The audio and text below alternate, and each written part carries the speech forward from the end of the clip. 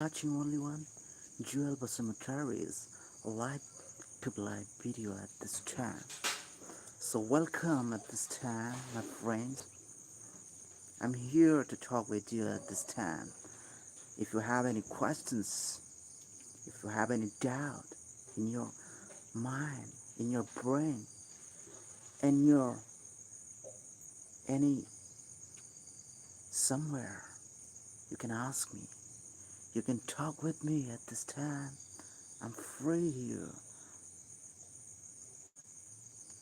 I opened my mind to talk with you at this time, my friend. You're watching the video, do comment and ask me and talk with me. This is your friend in my YouTube live.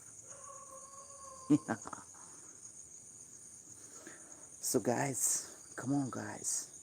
You tell me your something about yours. Tell me your problems. You can share with me your problems.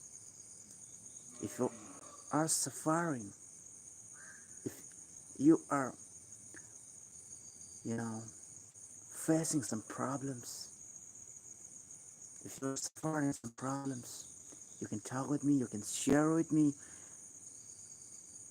you can share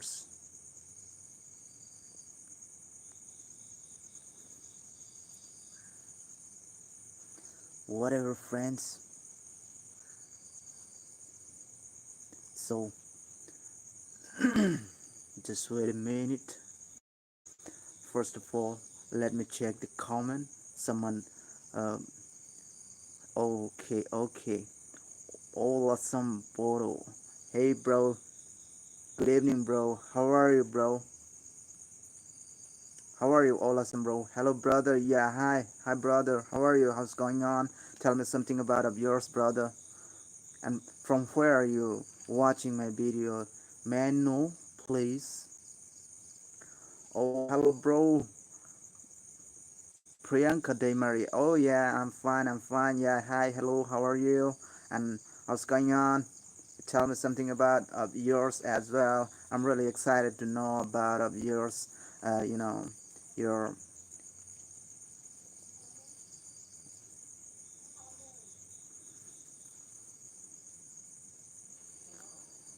Nemon block.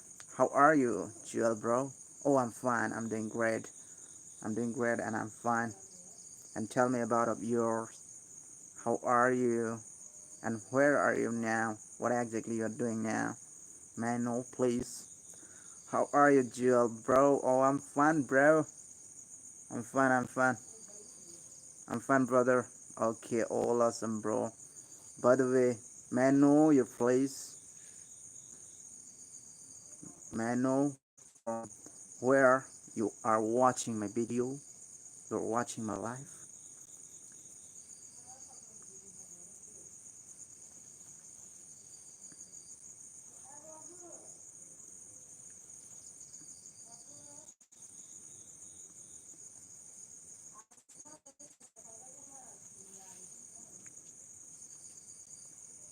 Why you silent, guys? Why you making a long face? Don't you have any interest to talk with me at this time? I'm free here to talk with you. I'm standing here. I'm standing beside of your eyes. I'm standing on your eyes. Don't you have any questions? Good night. Okay, bro. Good night. Are you going to sleep now? Don't you have any questions for me? Okay. Who is that? Sambaru Boro. Hey, Sambaru Boro. Thank you so much. Thank you so much, bro, for uh, for the comment. For the comment. Okay.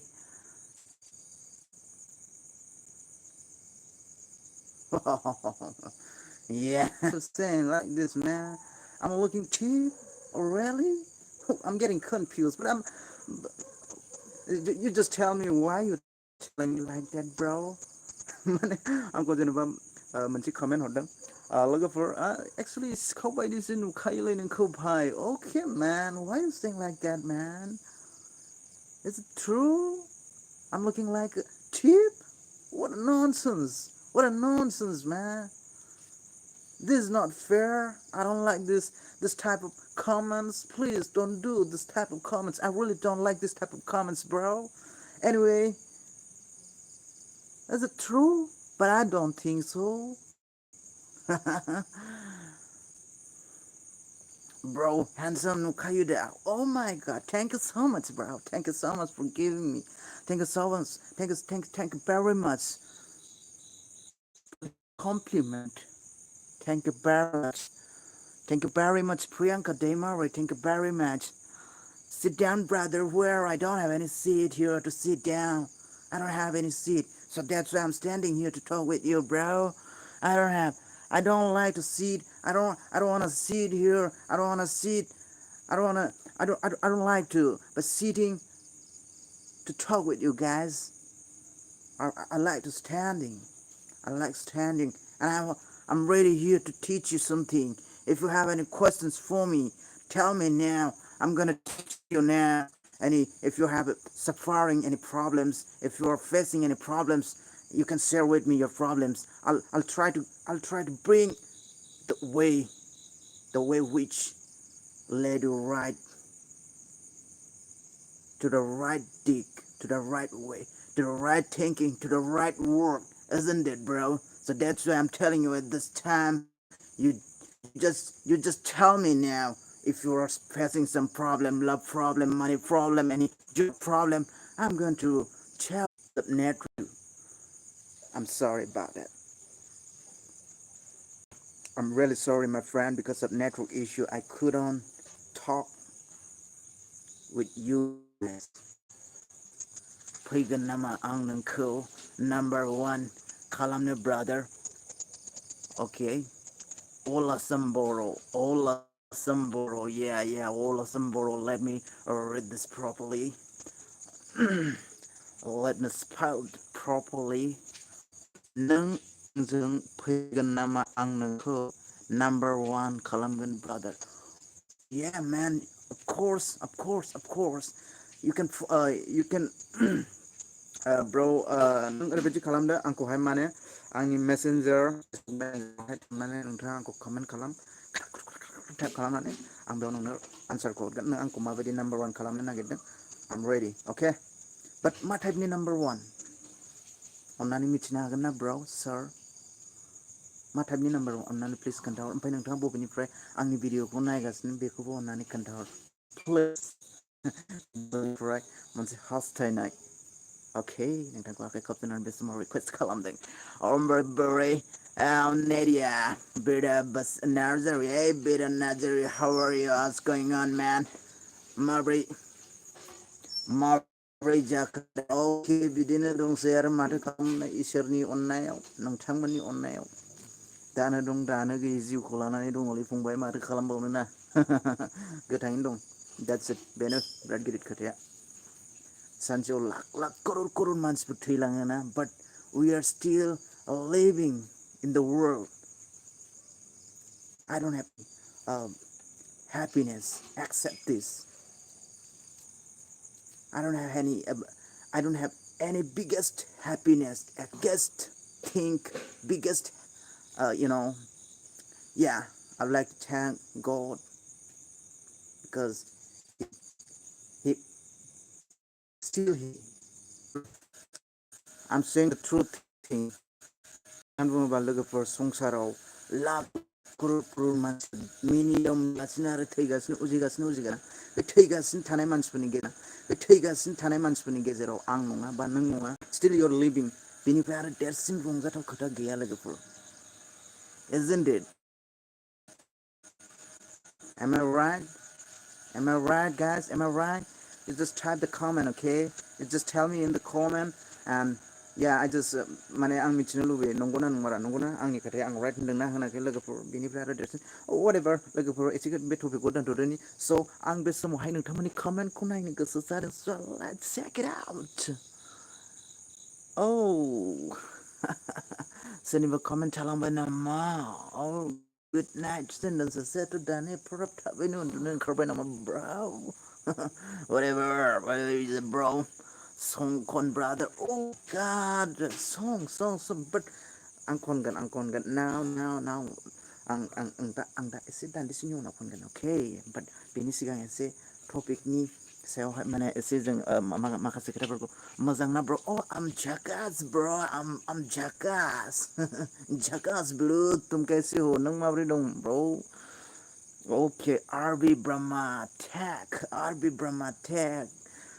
नोंथांनाबो YouTube channel दं खोमा ना दा नोंथांनि चेनेलखौ मा टाइपनि मा category video upload खालामो माबायदि एन्टारटेन खालामो अर मा नलेज होयो मानसिफोरनो नंगौ नङा whatever friends लोगोफोर जायफोर बे आंनि लाइफखौ नायदों प्लिज कमेन्ट खालाम नोंथाङा जुदि माबाफोर प्रब्लेमाव फेस खालामनानै दङब्ला आंजों शेयार खालामनो हागोन नोंथांनि प्रब्लेमखौ आं सल्भ खालामनो जेब्लाबो आङो नोंनो मोनसे राहा आरो लामाफोरखौ दिन्थिनो हायो नामा आं नैबेखौहाय oh yeah tell me bro tell me okay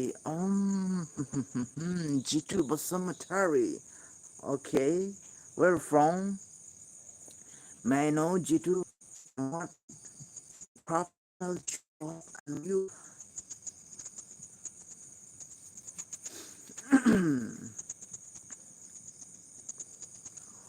I think your net connection is not stable. Yeah, man. Yeah. Because I don't know what's going on with you properly. So whatever person trying with you, oh come on, man, network, come on. I can't say it like this, right? So it happens. I don't know why, but thank you so much. You're watching my live, and do you have any questions for me, bro? Do you have any problems? Have are you suffering any problems in your life? RVL, my Horaki brother. Okay. Aniko reply mana Horaki brother. All Asamboro. Yeah. Horgan bro, ang horgan. Ma question singaman man. Nung concern pina nama bro. Concern pina nama bro. All asam bro. Nangi answer ko ang horgan. I'm ready here to give you answer, man. Ang binita kini bill live nung tang dung dung. Nung खोनाबाय ना नों बुंहर नों माबाफोर question दंबा आंनाव सोंनो हागोन आरोखि ना so आगे बढ़ने को कोशिश करता हूँ hello brother breed खबर एकदम झकास खबरा SD blogs I'm fine ओमफ्राय नोंनालाय SD bro मा ओंख्रि जाखो बयलार जादों okay मजा माछु हे यारा आंजों रायलाया नामा ब्र मानो रायलाया जानो ब्रा आं रायलायनो थाखायनोथ' नोंथांजों फैदों ना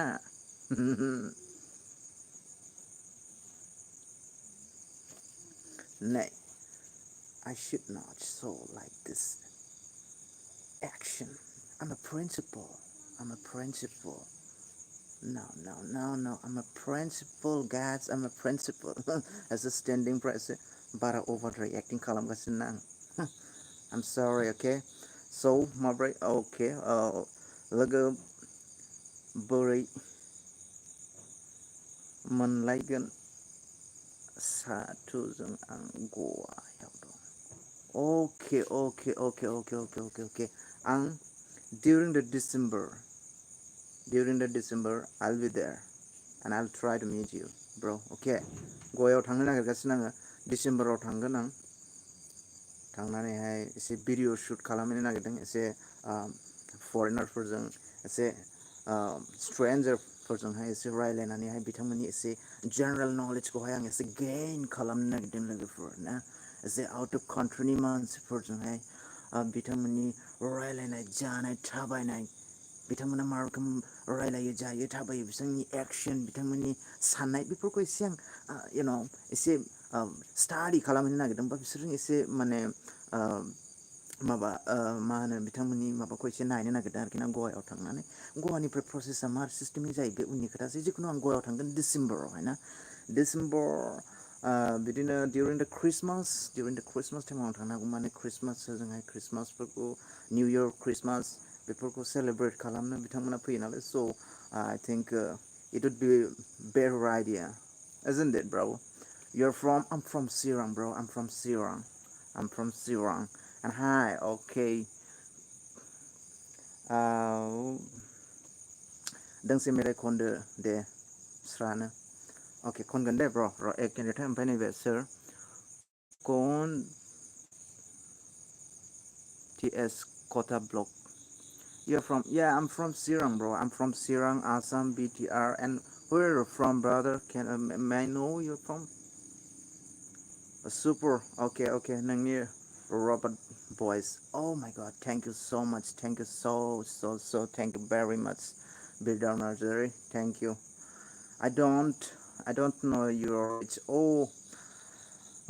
my you know Boro language brother ओंखाम जाखांबाय ओंख्रि जाखांबाय नों मोसानो रोंना रोङा Bagurumba do you know this language I'm a Boro guy I speak Boro my language is Boro have you ever heard about Boro communities about Boro language about Boro song about Boro dakona have you ever heard bro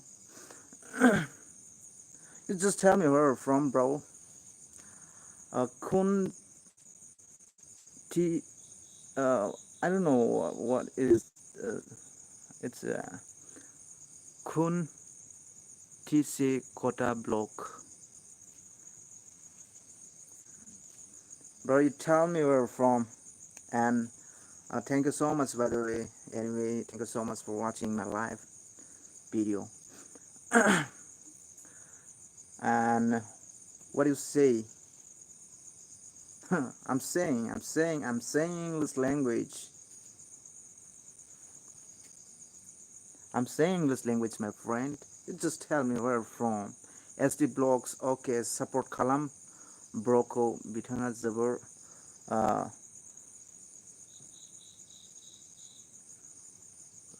Dusto खालामो निथाङा दुस्थ'ना खस्थ' खालामो होनहरखोथाय SD Vlogs I don't know but thank you so much नोंथाङा आंनि लाइभखौ नायनायनि थाखाय ओमफ्राय आंजोंहाय रायलायहरनायनि थाखाय आरो आंनि अडियन्सफोरनि बिथांमोनखौबो बेफोरबायदि मोनसे गोदान मोनसे मोजां आंनि थाखाय खोथा बाथ्रा बुंनायनि थाखाय thank you very much नोंथांनिसिम आंनि गोसो गोरबोनिफ्राय खुलुमनाय जासिहरनाय जाबाय friend ओमफ्राय नैबावहाय सासे कमेन्ट खालामदों nice Lago 6 nice Lago 6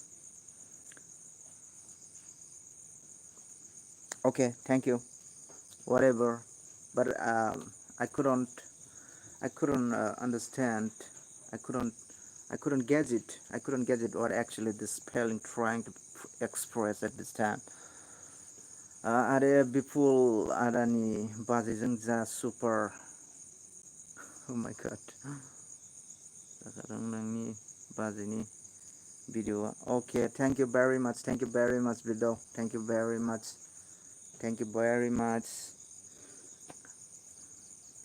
okay bro I'm getting a little bit difficult to spell your channel name or your name bro it's KUN Ken or Kun or TSE Kota Block I don't know what exactly this trying to express but whatever thank you so much and I hope if I'll come at the next time in this type of live then definitely you'll you'll watch and by the way have you ever heard about Boro you just tell me okay namaskar and thumbs up you just tell me bro do you know about Boro where are you from really okay दुस्थ' नङा okay मोजां खस्थ' yes आं बेखौनो सानखादोंमोन आरोखि ना खस्थ'आलाय खस्थ' खालामो जाहैबाय खस्थ' खालामाबालाय आरो माथोबावनो my friend SD Block thank you so much ओमफ्राय नोंथाङा मा खालामोमोनलाय नोंथाङा अबेनिफ्रायमोनलाय एस डि ब्लक मिन्थिनो हागोन ना आं सार सार होननांगौ ना ब्रादार होननांगौ जाखो मालाबा लोगो हमगोन आदा नोंबो सान्तिपुर सिमला बागाननिखा अ आंबो अके अके सिमला बागानावथ' आंना फ्रेन्ड दंना सासे जयन्त जयन्तखौ सिनायोना सिनाया नोंलाय जयन्त नामखौ सिनायोना सिनाया सिमला बागाननि एसे आरो थांबावनांगौ खोमा बिसिना ना आं थांखांबाय बिसिनि न'आव थांनानैहाय नायै बेदरै जानानै फैबाय आलासि जानानै फैबाय बाट आं बिसिनि एगजेक्ट गामिनि नामखौ सिमला बागानजोंनो थांनांगौ आरोखि ना अके आदैसो अके अके अके अके बिबथैसो जायोना औ बे आंखौ मिथिगौ आरोखि ना जों गोदोहाय जयै खामानि मावलायबोनाय मानसि नालाय सानैजों बेजों आंजों स' थेंक इउ स' माच सिनायथि लानायनि थाखायहाय स' सोरबा सोरबा मेथाइ खननायनिबो रिकुवेस्ट खालामदों नालाय आम रेडि आल सिं डन्ट वारि माइ फ्रेन्ड आल सिं अके एस डि ब्लक सान्तिपुरनि आं नोंथां राङापारानि आं नोंथां अके सान्तिपुरनि आं नोंथां राङापारानि आं राङापारानि नोंथां अके राङापारा बबे राङापारा मोनलाय रा Barpeta Rangia Baksa English English English English English music लागावदो आदा स' रावबो जेबो प्रब्लेम आंजों शेयार खालामनो गोसो गैया नामा लोगोफोर आं खिन्थु दिनैनि मेन टपिकआनो जाहैदों आं माने नोंथांमोननि माबाफोर जुदि प्रब्लेमफोर दंब्ला बेफोरनि प्रब्लेमाव आं एसे माने गावनि मेल इउस खालामनानै गावनि आइडियाखौ इउस खालामनानै नोंसोरनो माने एसे आं प्रब्लेमनि माबा मा होनो जे मोजां मोनसे नङा होमबा मोनसे मा होनो बेखौ प्रब्लेमनि सलुवेसनखौ आं बयनो सेस्था खालामदोंमोन आरोखि ना लोगोफोर बाट नोंथांमोना जेबो प्रब्लेम गैयाबा प्रब्लेमालाय बयनावबो थाखायो बाट आं माने whatever दे जिखुनु जेखो जादोला फ्रेन्ड आइ एम कमेन्ट इउर सं very very nice okay thank you bro thank you thank you मा मेथाइ खनबावनो जाखो आंलाय मेथाइखौथ' खननांगोन सिंगार मानसि भाई सिंगार सिंगार सिंगार हूँ सिंगार हूँ ठीक है लेकिन मेरा अभी गाना गाने के लिए इतना मूड में नहीं था फिर भी मेरे दोस्त लोग जब मेरे को रिक्वेस्ट कर रहा है तो मेरे को गाना ही कुछ भी हो जैसे भी हो जो भी कंडीशन हो any kind of situation I have to sing at this time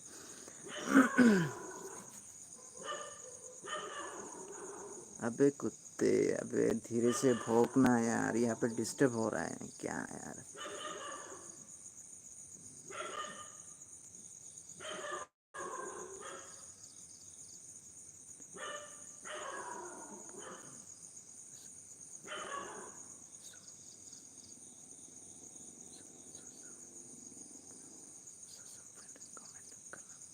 okay friend करूँगा हमको ओके करूँगा भाई करूँगा सान्तिपुर राङापारानि ओके ओके ओके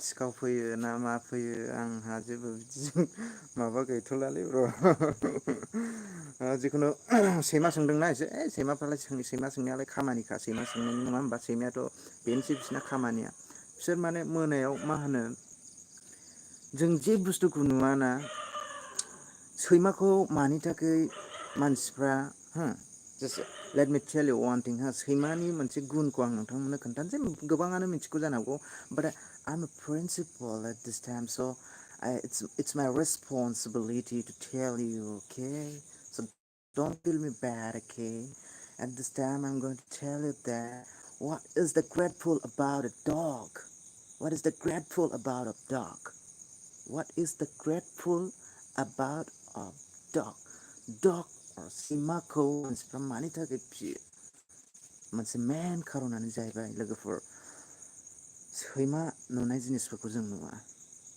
सैमाया जों नुयै जिनिसफोरखौ नुयो खोनाबायना माखासे नोंथांमोना माबाफ्राव आरो नोंथांमोना मा होनो नोंथांमोना माने माबानोबो जेन'बा नोंथांमोन प्रुफखौथ' आं बोरै बे लाइफनि थ्रुथ प्रुफ होनो हाया बाट आं नोंथांमोननो खोथाखौ खोन्थानो माने सैमाया बुहुतफोर मोदायफोर बायदिसिनाफोरखौहाय आंग्रोमोन्दानो मानो बेफोरखौहाय जेन'बा नुजोबो आरोखि ना Do you believe me? If you don't believe me, then नंगौ मानि थाखाय फियो बेनो सैमानि मेन गुना माने मानसिफ्रा वर्ल्डआव ओरैबायदि सैमाखौहाय गावनि फिसाफोरबायदि न' सिङाव लांनानै थुखैयो साफोनजों जोङो ओरैबायदि मानसिया मा जायो बेनि दामि दामिसिन जिनिसफोर बै कररपति मानसिफ्रा जाहोयो आरोखि ना सैमानो जाहोनानै बिराद मोजां फिनानै दोनो सैमानि मेन गुनानो जाहैबाय जों जे जिनिसखौ नुवा बे जिनिसखौ सैमाफ्रा नुयो ओमफ्राय सोङो आरोखि ना ओंखायनो सोङो मोनाफ्राव बे गोदाव सोराव सोंलाबायो मानसि गाज्रि फैबाबो नुयो बे सैमाया सोङो आरोखि ना बेनो आरोखि सैमानि मोनसे बिराद माने स्पेसिफिक मोनसे कुवालिटि आरोखि ना सैमाखौ बिनि थाखायनो मानसिफ्रा फिनाय जायो गोदो गोदायनिफ्रायनो गोदो गोदायनिफ्रायनो आरो बेनो आरोखि ना स' सैमा खौथ' नागालेण्डआवथ' एखेबारे मा होनो खिन्थु एक्सुलि सैमाखौ अननांगौलै बे आंनि अपिनियन आरोखि ना सैमाखौ अननांगौ सैमाबो बिराद मोनसे डमेस्टिक एनिमेल होनोना सैमाखौबो डमेस्टिक एनिमेल माने माने मानसिफोरजोंनो थाग्रा एनिमेल आरोखि ना बियो लेखाफ्राव जों माखासे मानसिफ्रा बुजियाना बेफोरखौ माखासे गोथौ खोथाफोरखौ बुजिया स' मानसिफोरा जाय डाइरेक्टलि खामानिफोरखौ मावो इनडाइरेक्टलि खामानिफोरखौ मावो आरोखि ना इनडाइरेक्टलि मिथिया नालाय स' ओमफ्राय जायफ्रा मिथियो स' मा होनो स्टप माने अयथासार खालामनाय बेफोरखौहाय स्टप खालामनांगौ आरोखि ना स' सैमानि बेलायाव आं बेखौनो बुंनानै बेयावनो आं सैमानि खोथाखौ बावनो दोन्थ'नो नागिरबाय आरोखि ना जिखुनु बेनो सो लोगों को समझ में आया कि नहीं एक बार फिर से मैं हिंदी में बोलना चाहता हूँ क्या है ना जो कुत्ते का है ना डॉग का जो स्पेशल एक स्पेसिफिक जो एक थिंग मतलब चीज़ है ना जो ग्रेट मतलब जो इंग्लिश में कहते हैं ना व्हाट इज़ द ग्रेट थिंग अबाउट डॉग तो यही कहना चाहता हूँ मतलब कुत्ते जो होता है ना जो इंसान दिखाई नहीं देता वो चीज़ को दिखाई देता है कुत्ते ये बिल्ली बिल्ली तो छोड़ो बिल्ली देखते हैं बिल्ली भी देखते हैं लेकिन बिल्ली देखने से भी ऐसा इशारा नहीं करते कि हाँ ऐसा ऐसा है लेकिन कुत्ते ना जब देखने लगता है तो भौंकना शुरू कर देता है तो समझने का क्या कुछ तो है जब कुत्ता भौंकता है ना तो समझ लेने का कि कुछ तो गड़बड़ी मतलब कुछ तो something is happening isn't it something is you know uh, yeah मतलब कि मारै होनोमोनलाय माने एसे गरबर जानायखौहाय इंलिसावहाय मोनसे वर्ड्स दंमोन आरोखि ना स' आं बावनानै थाबाय बे वर्ड्सखौहाय सामथिं इज वर्ड्सखौ गोसोखांनो हायाखिसै आं मारैमोनलाय बे वर्ड्सआ बे वर्ड्सआ something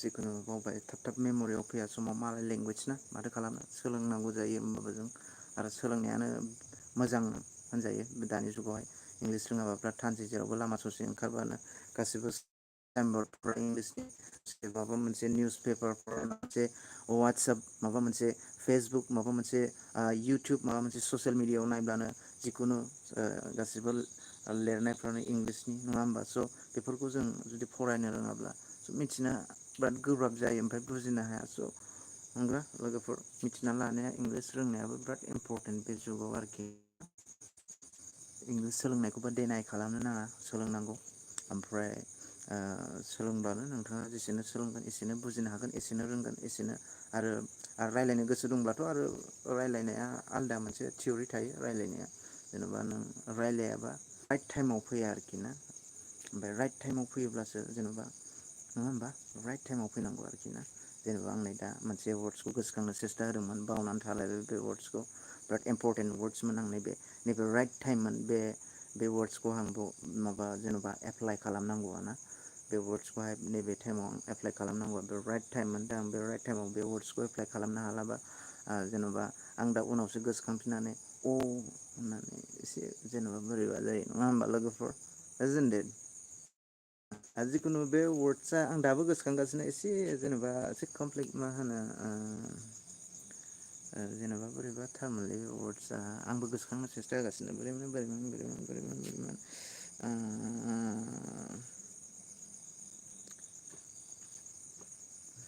अके गोसोखांथ'ला लोगोफोर बरिं जायोना लोगोफोर स' आं एसे कमेन्टखौ नायनो अके ब्र' good night okay good night see you at another YouTube live of mine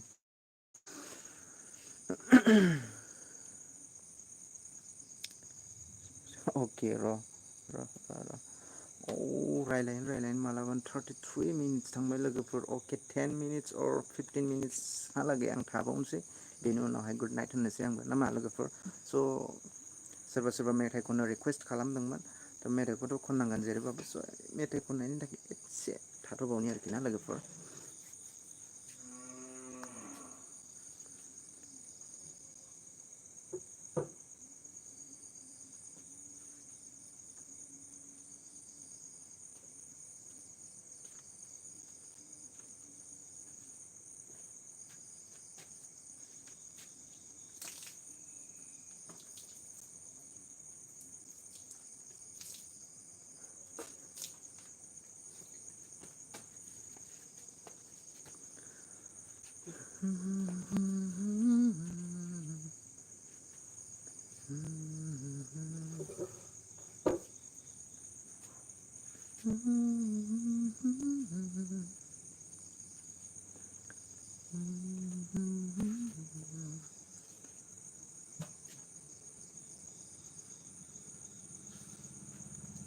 कुछ मैं जानू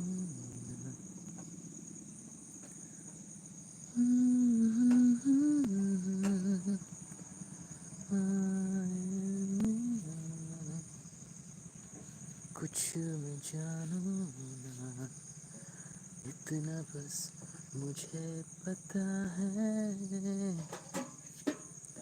ना ना ना ना ना ना ना ना ना ना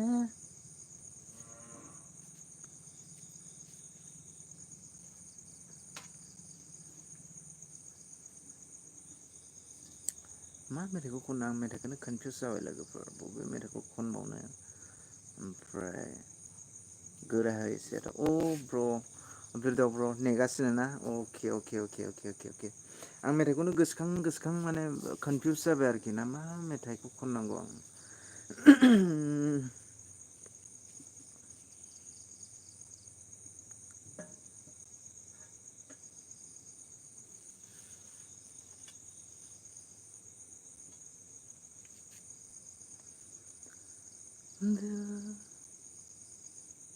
रमान्टिक अके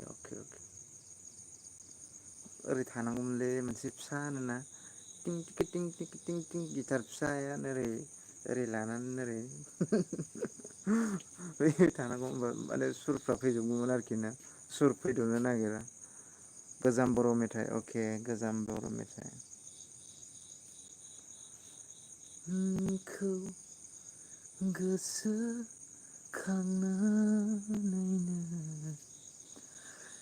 लिरदोंमोन गांसे लाइजाम नोंखौ गोसोखांनानैनो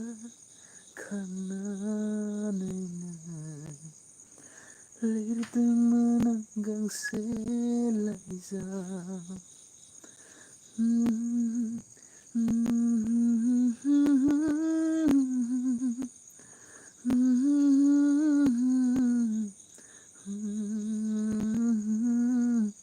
नोंखौ गोसोखांनानैनो लिरदोंमोन गांसे लाइजाम लिरिक्सखौ गोसोआव गैलाना लोगोफोर स' माथो खालामबावनो जोंनो लिरिक्सफोरखौ गासिखौबो माबा खालामनांगौ जायोना हाइड खालामनांगौ जाहैजोबो खिन्थु बिराद गोजाम मेथाइ बिराद रमान्टिक मेथाइ माबा सिनेमानिमोन बेना बर' होमबा बे टाइमावहाय जोङो माने सिनेमा हलफ्राव बबेबा सिनेमा देखायफैलाबायोमोन गामियावथ' गोदो बिदि सिस्टेमसोमोन नालाय आजिखालिनि बायदि नंला मबाइल खेंबाय बास सिनेमा नायबाय मा गोसो टाइप खालामबाय सार्च खालामबाय नायबाय बाट गोदोनि समावहाय जोङो जेब्ला उन्दैनि समाव बहाबा थियेटार लाबोयो बहाबा गान लाबोयो बहाबा मा लाबोयो दसे थाङै जों माने हराव थांनानै नायलाबायोमोन नङा बे टाइमनि समनि मेथाइ बे गोसोआव दं दाबो एसेनो जास्ट ओरैनो टिउनखौल' बयानबाय आरोना स' मा मेथाइ खनबावनो लोगोफोर बेनोसै अके थेंक इउ बिरदाव नोंखौ गोसोखांनानैनो लिरदोंमोन आं गांसे लाइजाम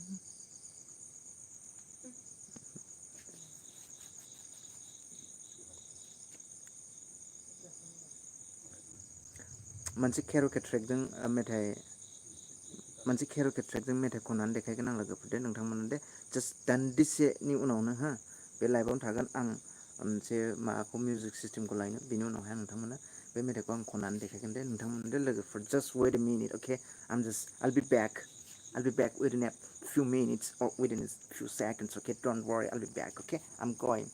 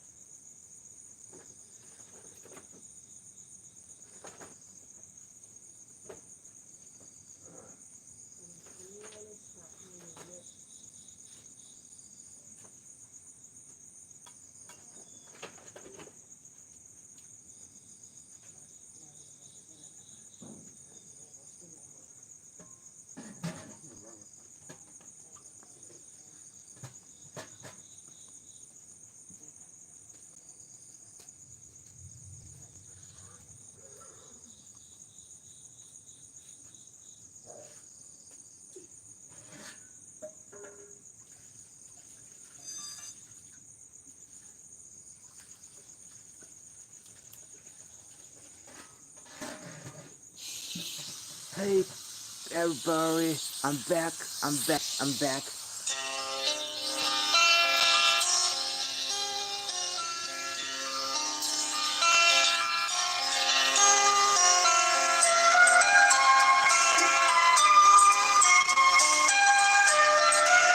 So लोगोफोर थाङाखै दाना बयबो दङ दा लाइभआव ना नैबे मेथाइखौ नोंथांमोननो खननानै होनोसै दे बे लिरिक्सफ्रा थाबथालांनो हागौ आरोखि ना होमबाबो खननो सेस्था होनोसै बिराद सेन्टिमेन्ट बिराद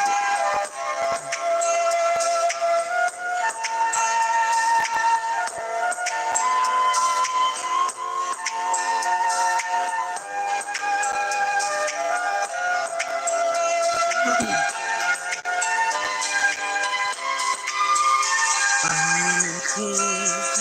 menjamunmu di sini ada aku. Aku menjamunmu di sini ada aku.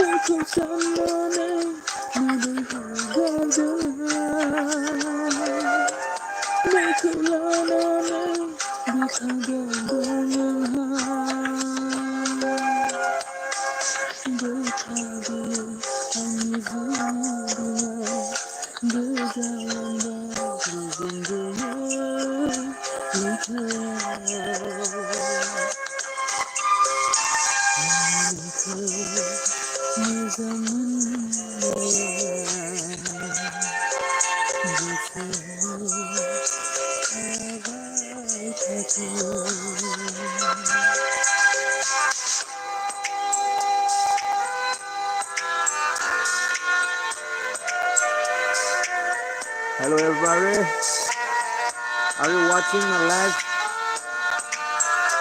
Are you watching my live, everybody? Your principal is singing at this time. Wow. Some lyrics ke sabar.